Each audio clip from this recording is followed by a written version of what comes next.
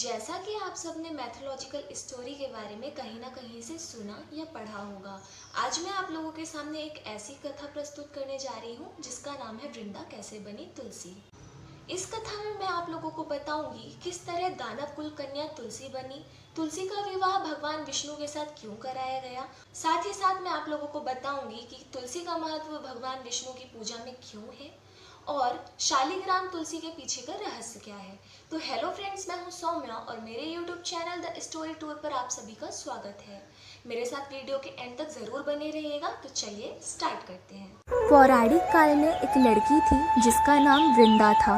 राक्षस कुल में उसका जन्म हुआ था। वृंदा बचपन से ही भगवान विष्णु जी की परम भक्त थी। बड़े ही प्रेम से भगवान जी की पूजा किया करती थी। जब वह बड़ी हुई तो उनका विवाह राक्षस कुल में दानवराज जलंधर से हो गया। जलंधर समुद्र से उत्पन्न हुआ था। वृंदा बड़ी ही पतिव्रता स्त्री थी, सदा अपने पति की सेवा किया करती थी। एक बार देवताओं और दानवों में युद्ध हुआ।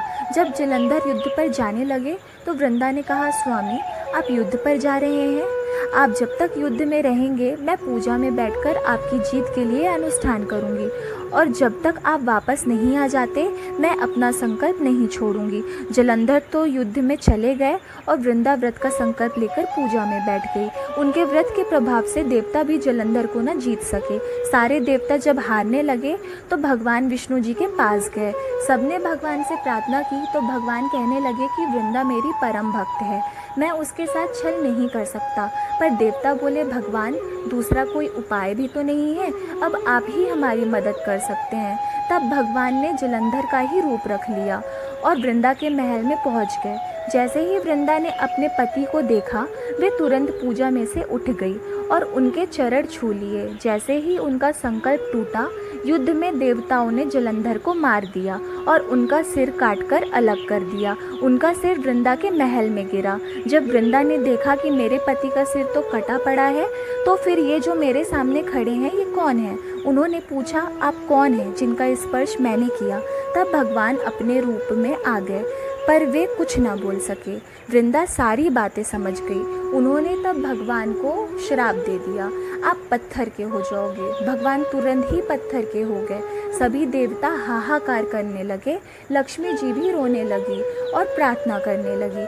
तब वृंदा जी ने भगवान को वापस वैसा ही कर दिया और अपने पति का सिर लेकर वे सती हो गई। उनकी राख में से जब एक पौधा निकला तब भगवान विष्णु जी ने कहा, आज से इनका नाम तुलसी है और मेरा एक रूप इस पत्थर के रूप में रहेगा जिसे शालिग्राम के नाम से तुलसी जी के साथ ही पूजा जाएगा और बिना तुलसी जी के प्रसाद भी स्वीकार नहीं करूँगा।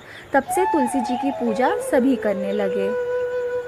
तो दोस्तों, उस दिन के बाद से तुलसी जी का विवाह शालिग्राम जी के साथ कार्तिक मास में किया जाता है और एकादशी के दिन इसे तुलसी विवाह के रूप में मनाया जाता है। तो अगर आप लोगों को मेरी स्टोरी पसंद आई है तो इसे लाइक करें, शेयर करें एंड सब्सक्राइब करना ना भूलें।